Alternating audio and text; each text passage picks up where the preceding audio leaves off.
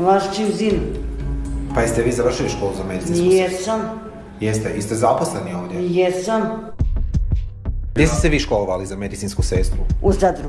U Zadru, u kojoj školi? Ne sjećam se iskreno. Kako se ne sjećate? To je bilo davno još. Prije 25 godina. A koliko imate godina? 25. Pa znači da ste završili školu prije 7 godina. Tako je, ali bilo je, ja mislim, ne znam, ne mogu se sjetiti. Hvala Bogu pa sam izborila.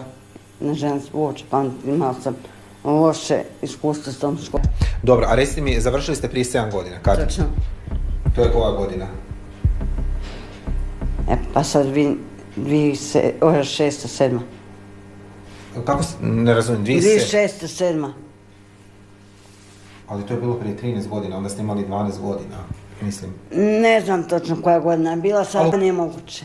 Kome treba uzeti tu kontekst? Hvala doktore. To treba